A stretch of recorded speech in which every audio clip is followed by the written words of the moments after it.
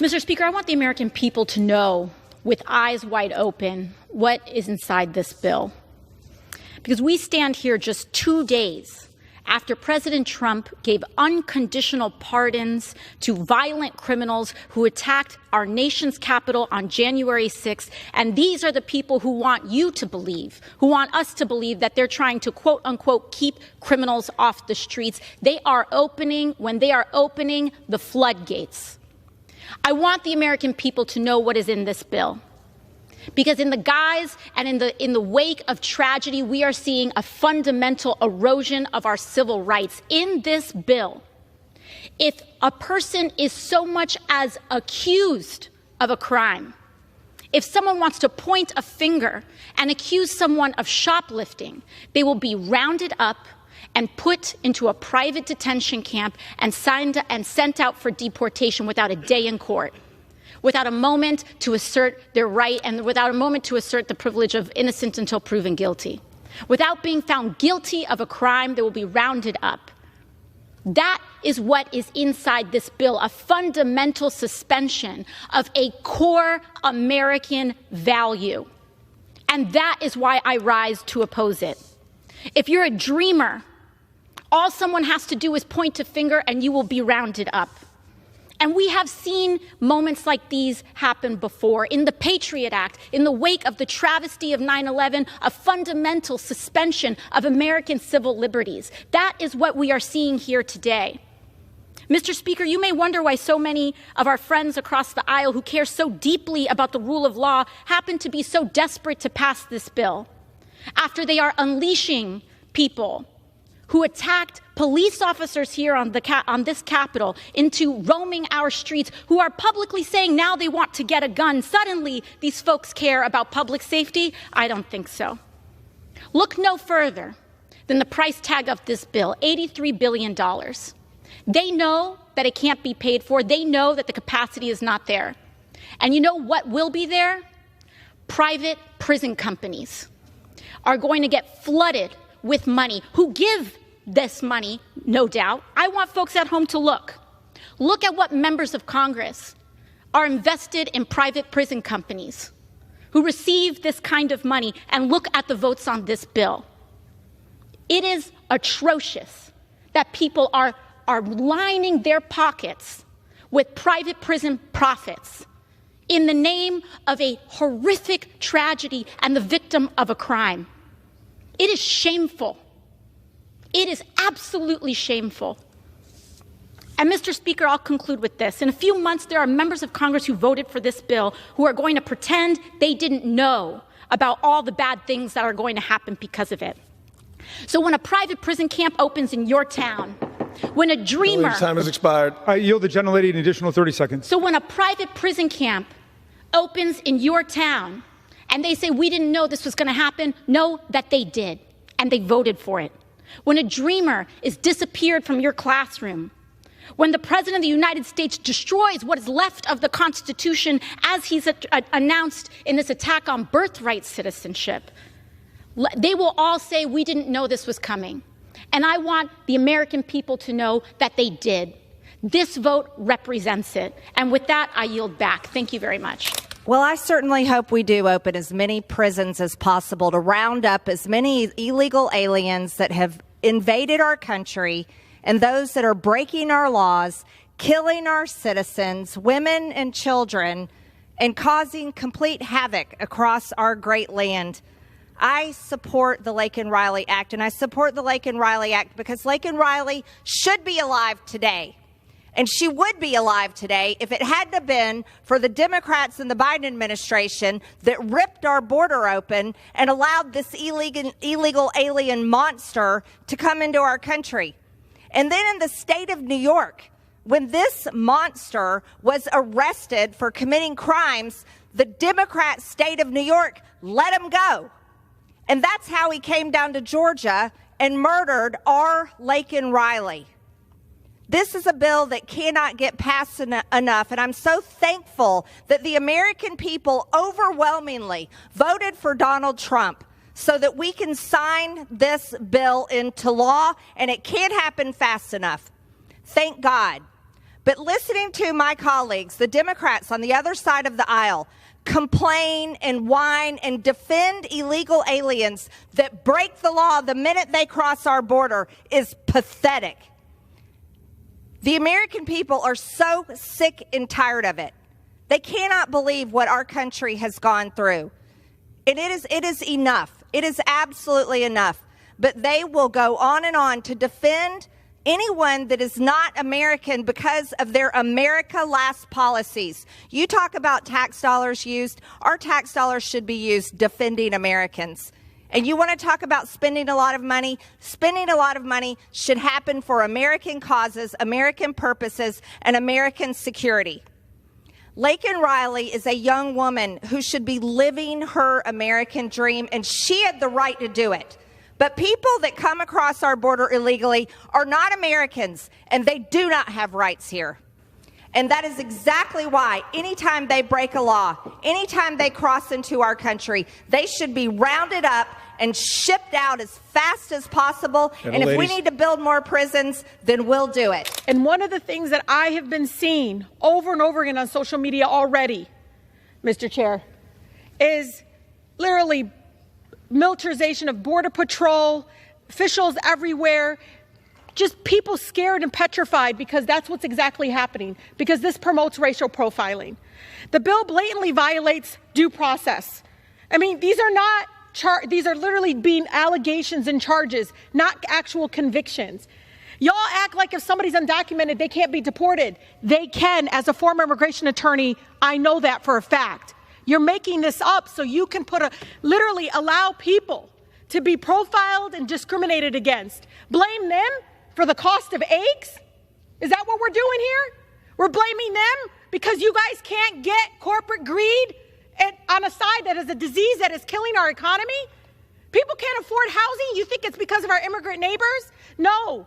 If you cared truly about fixing our immigration system, you'd go fix it so that U.S. citizens married to undocumented spouses can actually adjust their status, where we have mixed statuses because for 30 years we've ignored and vilified immigrants. Enough is enough. It will separate families. It would lead again to continued discrimination. It's shameful that my colleagues are giving into racist fear-mongering at the first opportunity to pass legislation to scapegoat our immigrant neighbors and fuel hate in our communities. I know what's going to happen. It won't just be undocumented. It'll be people like my mother who will get stopped and profiled. She have to carry her U.S. passport around? Are we asking people now to have documentation? That's what you want to turn our neighborhoods into, is militarization? I yield the gentlelady an additional 30 seconds. Gentlelady is recognized. I just ask all of you to truly understand what this will do to our communities. I urge our colleagues to please vote no on this divisive bill. And it's so important to understand what you're going to turn our communities and our neighborhoods into. We can't allow that to continue to happen. The question is on the third reading of the bill. Those in favor say aye. Those opposed, no. The ayes have it. Third reading. The question is on passage. An act to require the Secretary of Homeland Security to take into custody aliens who have been charged in the United States with theft and for other purposes. The question is on passage of the bill. Those in favor say aye. Those opposed say no. The ayes have it. The bill is passed.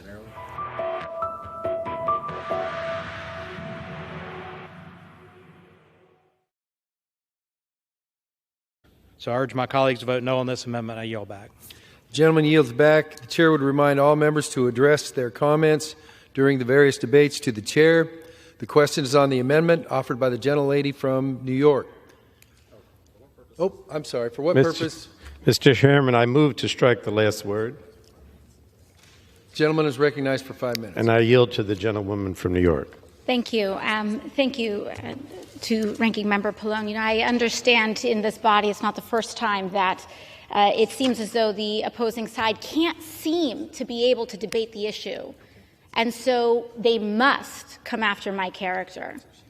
While I cannot control the fact that the other side seems to have made the assumption that I am uneducated, one of the things that I can say, or what they may say about my worldview, one of the things that I can say is that while I may not work for Wall Street, that is true. I may not be here with the mission to increase profits for corporations. That is true. My mission here is for the well-being and dignity of our family and our planet's future, for our children's ability to live on this planet. That is what this amendment is about. Moreover, when we talk about education, we should all take it upon ourselves in this body to educate ourselves on the science of the challenge of climate change that is before us. By around 2050, we are looking at the western states to be projected to further increase, wildfires to further increase 2 to 6 times. And that is just scratching the surface. Thank you, and I yield back to the ranking member. New Jersey. And I yield back, Mr. Chairman. Gentleman from New Jersey yields back. Georgia seek recognition. Mr. Speaker, pursuant to Clause 2A.1 of Rule 9, I seek recognition to give notice of my intent to raise a question of the privileges of the House. The form of the resolution is as follows. Recognized. Censuring Representative Ilhan Omar of Minnesota. Whereas elected members of Congress take an oath to bear true faith and allegiance to the United States without any mental reservation or purpose of evasion. Whereas Representative Ilhan Omar took an oath of allegiance to the United States upon becoming a citizen, declaring, I absolutely and entirely renounce and abjure all allegiance and fidelity to any foreign prince, potentate, state, or sovereignty, of whom or which I have heretofore been a subject or citizen. Whereas on January 27, 2024, Representative Omar gave remarks at an event in Minneapolis in which she made treasonous statements. Whereas Representative Omar said she has spoken to many Somalians who asked her to intercede for the Somali government by pressuring the United States government into certain actions. Whereas Representative Omar assured the Somalians she spoke to, the U.S. government will only do what Somalians in the U.S. tell them to do. They will do what we want and nothing else. They must follow our orders, and that is how we will safeguard the interest of Somalia. Whereas Representative Omar continued, for as long as I am in U.S. Congress, Somalia will never be in danger.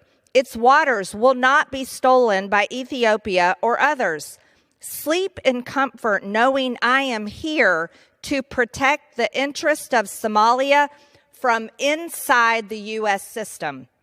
Whereas George Washington warned in his farewell address of 1796 to guard against the impostures of pretended patriotism, and further declared citizens by birth or choice of a common country, that country has a right to concentrate your affections. The name of American, which belongs to you in your national capacity, must always exalt the just pride of patriotism more than any appellation derived from local discriminations.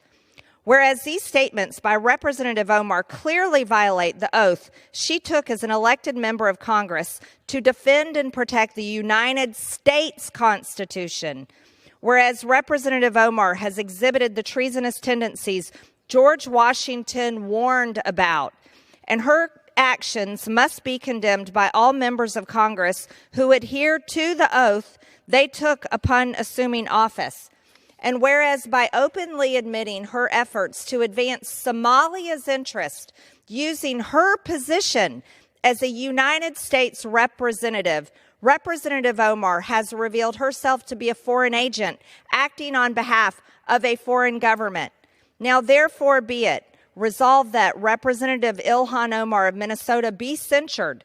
Representative Ilhan Omar forthwith present herself in the well of the House of Representatives for the pronouncement of censure.